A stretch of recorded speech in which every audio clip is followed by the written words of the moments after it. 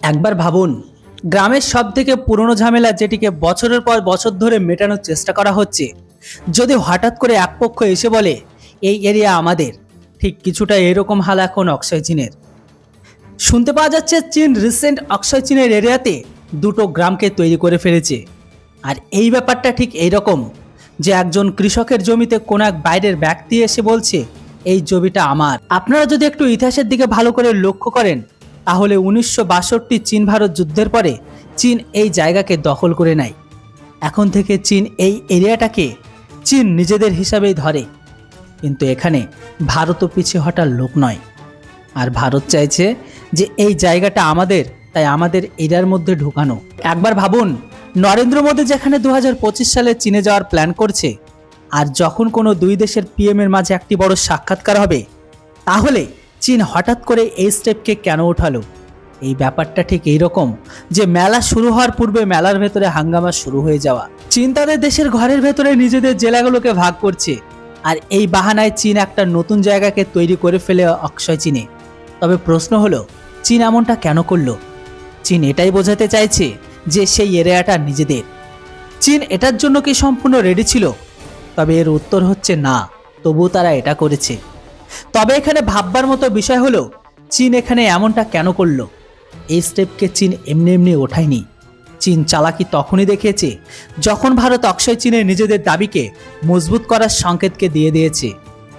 হয়তো আপনার এই কাউন্টিং শব্দটা শুনতে পাচ্ছেন বা ভাবছেন, চলুন এর মানেটা আপনাদের বলে দিই। ভারতের কেন্দ্র আর রাজ্য শাসিত অঞ্চলে যেমন বিভক্ত, রাজ্যের মধ্যে যেমন ডিভিশন থাকে আর জেলা, যেমন ধরে নিন মহারাষ্ট্র তামিলনাড়ু এর একটা উদাহরণ, এক্স্যাক্টলি ভাবে সেখানে চীনের রাজ্যকে বলা হয় প্রভিন্স। তো এর প্রভিন্সের নিচে থাকে প্রিভেঞ্চার, আর তার নিচে থাকে কাউন্টিজ। আপনারা এটিকে চীনের জেলা স্তরের সিস্টেমও ধরতে পারেন। চীন রিসেন্ট তাদের জেলা স্তরকে পুনর্গঠন করে, আর সেই হিসাবে চীন অক্ষয় চীনকে একটি নতুন মুখ্য কাউন্টিং বানিয়ে দিয়েছে। এটি ভারত বিরোধিতার ঘটনা আরও বেড়ে যায়। চীনের এই স্টেটমেন্টে এমন সময় এসেছে যখন এটা একদমই জরুরি ছিল না। এটা সম্পূর্ণ রাজনীতির একটি সন্দেশ। চীন সর্বদা এটা বোঝানোর চেষ্টা করছে যে অক্ষয় চীনের এরিয়া সম্পূর্ণটাই চীনের।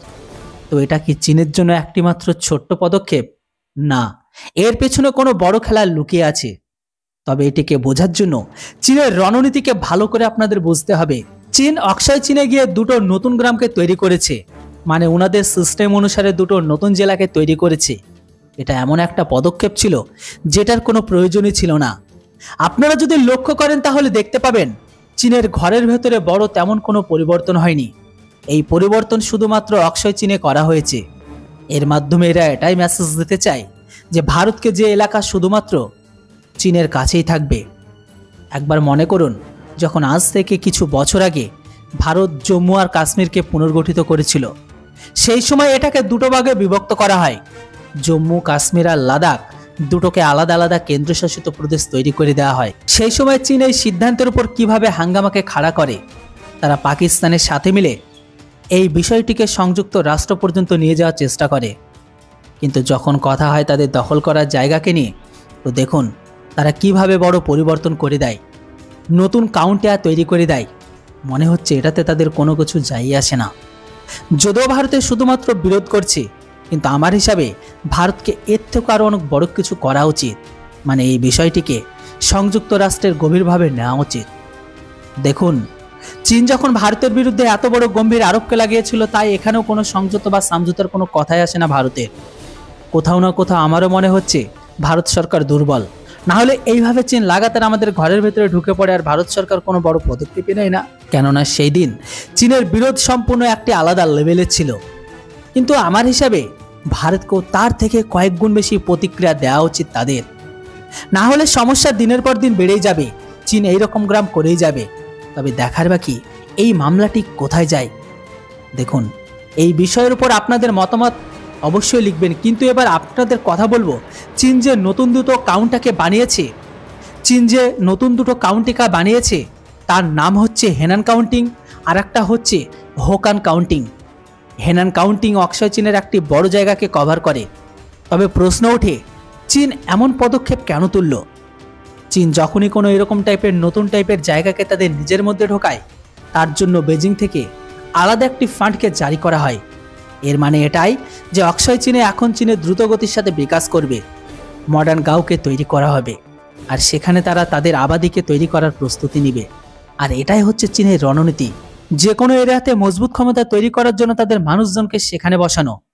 এখানে শেষ নয়, চীনের অক্ষয় চীনের মাইনিং পর্যন্ত শুরু করতে পারে, যেখানে আজ থেকে কিছু বছর আগে এমনও রিপোর্ট সামনে বেরিয়ে এসেছিল যে অক্ষয় চীনের লিথিয়াম আর অন্য দামি ধাতুর ভান্ডার থাকতে পারে। যদিও এটি সম্পূর্ণরূপে প্রমাণিত তো হয়নি, তবে চীন এখন চেষ্টা করবে সেখানকার পুরো তথ্যকে কালেক্ট করা আর সেখানকার ফায়দাকে ওঠানো। আপনাদের মনে আছে রিসেন্ট চীন বিশ্বের সব থেকে বড় সোনার ভান্ডারকে খোঁজ করে বের করেছিল, যেখানে চীন এরকম টাইপের বড় বড় পদক্ষেপকে ওঠায়।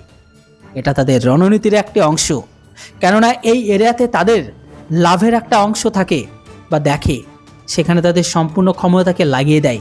আর এই সব কিছু দেখে এটা পরিষ্কার যে অক্ষয় চীনের মামলাটা শুধু সীমা পর্যন্ত সীমিত নয়, এটা আর্থিক আর রণনীতির লাভ আছে চীনের।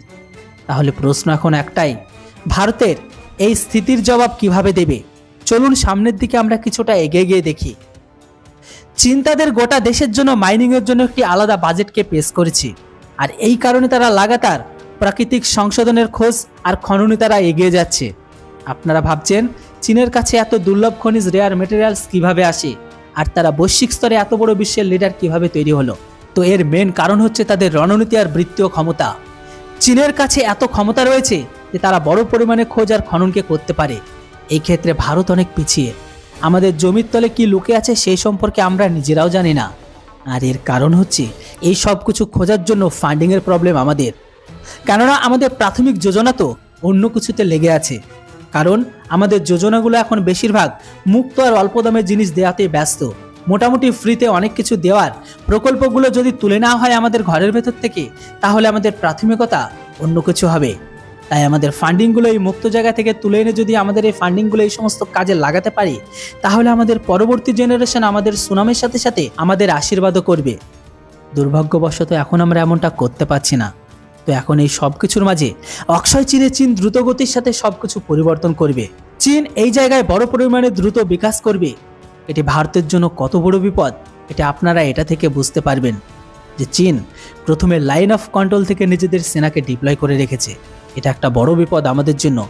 তাই চীন যদি অক্ষয় চীনে বড় পরিমাণে বিকাশ করে, তাহলে ভারতের সামনের দিনে এর বড় পরিণাম ভুগতে হবে। তবে এখন দেখার বিষয় এটাই যে আমরা এই চ্যালেঞ্জকে কিভাবে মোকাবেলা করব। আর এটাতে এটাই স্পষ্ট যে ভবিষ্যতে চীন এখানে মিলিটারি বেসকে তৈরি করতে পারে। এই জন্য তাদের কাছে বড় লজিস্টিক সাপোর্ট হবে। এটা ভারতের কাছে একটা বড় চ্যালেঞ্জ। ভারতকে বিপদে মোকাবেলা করার জন্য লাদাখে নিজেদের ইনফ্রাস্ট্রাকচারকে তৈরি করা উচিত।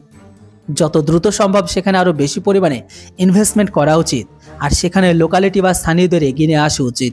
কিন্তু এই সব কিছু করা ভারতের জন্য এতটাও সহজ নয়, কারণ আমাদের বিরোধী পার্টি আর ইসলাম প্রোডাক্ট নামে যে সমস্ত এক দল আছে তারা এর বিরোধিতা করতে পারে। আজকের দিনে যে দ্রুততার সাথে চীন অক্ষয় চীনে বিকাশ করবে, এমনটা বিকাশ লাদাখে আমাদের করা অসম্ভব ব্যাপার। তবু আমাদের চেষ্টা করা উচিত, কেননা এটা অনেক একটি বড় ঘটনা। আর আমি মনে করি এটার উপর ভারতকে অনেক বড় পরিমাণে প্রতিক্রিয়াও দেওয়া উচিত। চীন যদি তারা প্রশাসনিক বদলতে পারে আর সেখানে আমাদের নিজেদের জমি, তাহলে আমরা কেন পারবো না? তবে দেখার বিষয় এটা ভারত কতদিন এইভাবে চুপিসারে থাকবে। মনে হচ্ছে ভারতের সবকিছু দেখানোর জন্য, কিছু করার জন্য না। এর উপর আপনাদের গুরুত্বপূর্ণ বা মূল্যবান মতামত অবশ্যই লিখুন। Thanks for watching. জয় হিন্দ, বন্দে মাতরম।